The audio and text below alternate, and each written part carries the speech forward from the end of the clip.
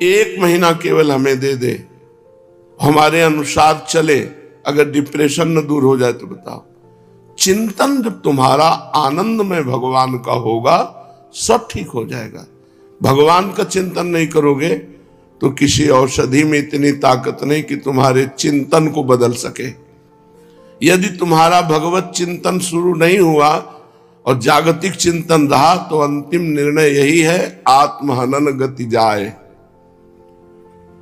जो सुसाइड करने वाले की दुर्गति होती वही दुर्गति उसकी होगी। हो सकता है वो इसी लक्षण में पहुंच जाए। जो न तरह भव सागर अस समाज नर पाए, सोअति निंदक मंदमति आत्महनन गति जाए। वो निंदनीय है, वो मंदमति है, वो आत्महत्यारा है जो मनुष्य शरीर पाकर व्यर्थ का चिंतन करता है, भगवान का चिंतन नहीं करता। अब ऐसे ऐसे डॉक्टर हो गए हैं।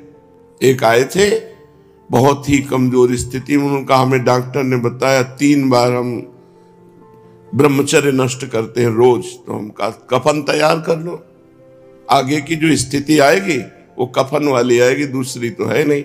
कितने मूर्ख हैं, अपने को डॉक्टर समझते हैं। ब्रह्मचर्य का नाश करने वाला कैसे स्वस्थ हो सकता है? ब्रह्मचारी है, कोई रोग हुआ है प्रारब्धवशात, औषधि का सपोर्ट कीजिए, फौरन ठीक हो जाएगा।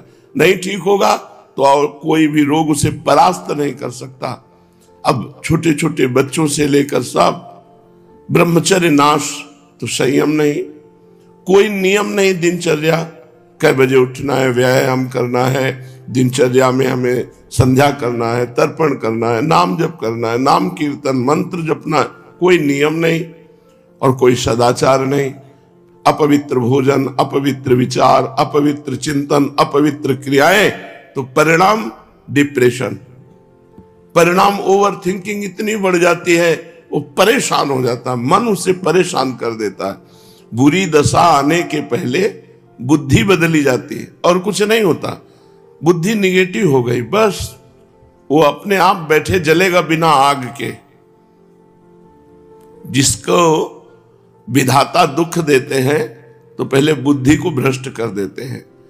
जेका विधना दारुण दुख दीन, ताके मत पहले हरिलीन, बुद्धि हरण कर लेते हैं।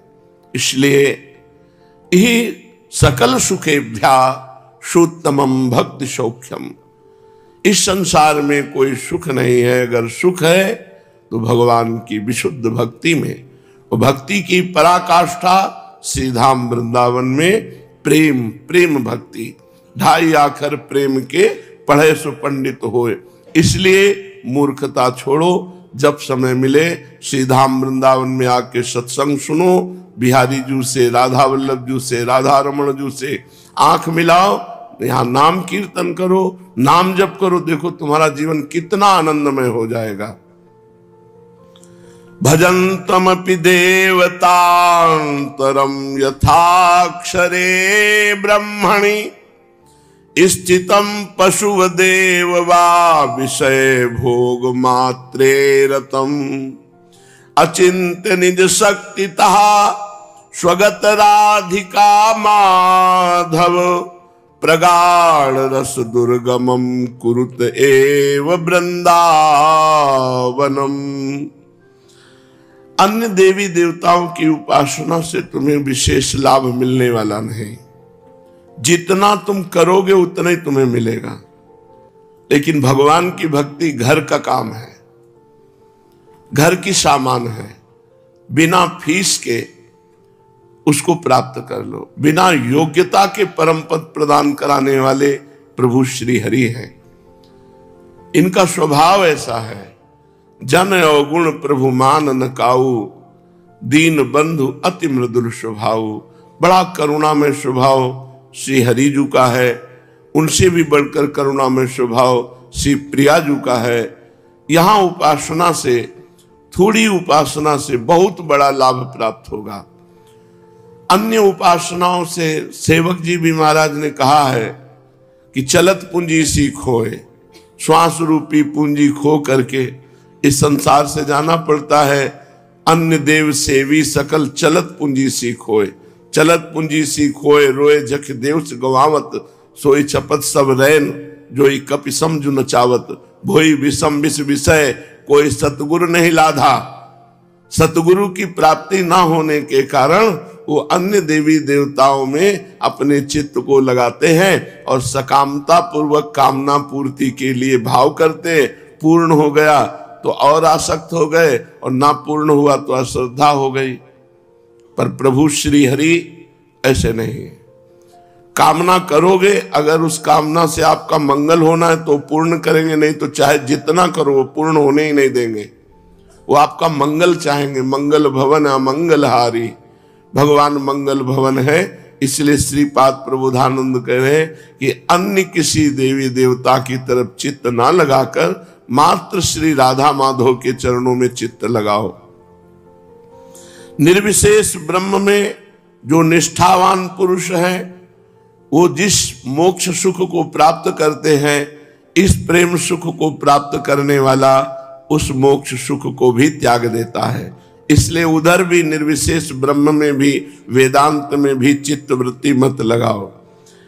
जो बुद्धिहीन विषय भोग मात्र में लगे हुए वो तो पशु जन है। उनकी तरफ मत देखो कि ये पाप कर्म कर रहे हैं, बड़े विषय भोग रहे हैं, बड़े सुखी हैं। तुम श्री वृंदावन धाम का आश्रय ले लो। वृंदावन धाम अचिंत शक्ति से संपन्न है। तुम सोच नहीं सकते, चिंतन में तुम्हारे नहीं आ सकता, इतनी सामर्थ्य वृंदावन की है। वो अपने बल से तुम्हें नित्य लीला में पहुंचा देगा। यदि तुमने श्री धाम वृंदावन का वास स्वीकार कर लिया है, श्री धाम वृंदावन के आश्रित हो, चाहे जैसे हो, वृंदावन अपने बल से तुम्हें नित्य लीला परायण कर देगा। भगवत लीला में चित्त डूबने लगेगा।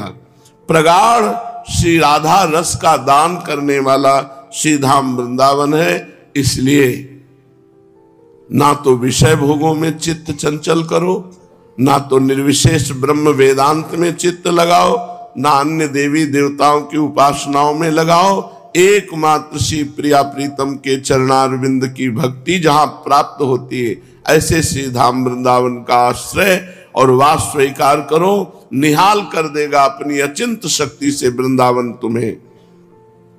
यत्कोट्यंशमपि स्पृशेन्न निगमो यन्नो विदुर्योगिनः श्रीश ब्रह्म सुकार्जुनोद्धव मुखाः पश्यन्ति यन्न क्वचित् अन्यत् किं ब्रजवासिनामपि न यद् दृश्य कदा लोकये श्री वृंदावन रूपमद्भुतमहं राधापदैकाश्रयः।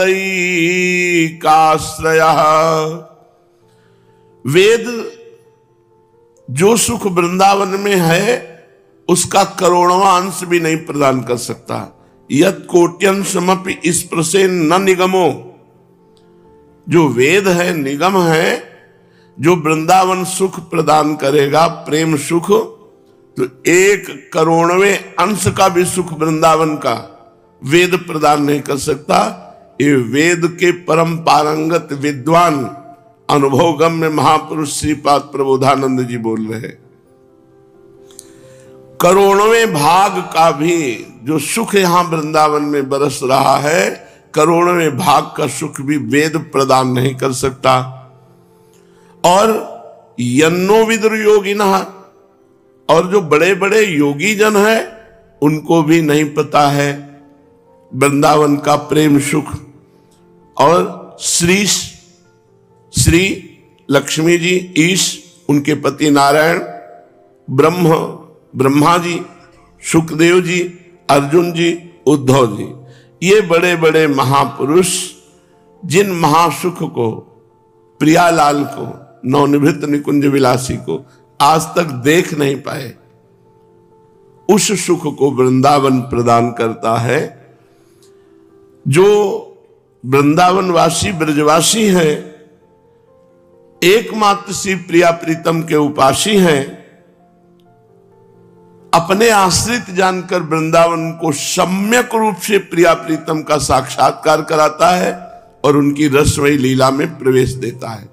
इसलिए चाहे जैसे हो, चाहे जहां रहते हो, वृंदावन का आश्रय ले लो, वृंदावन का वास स्वीकार करो और श्री राधा माधव की भक्ति करो, प्रिया प्रीतम का प्रेम प्राप्त करो।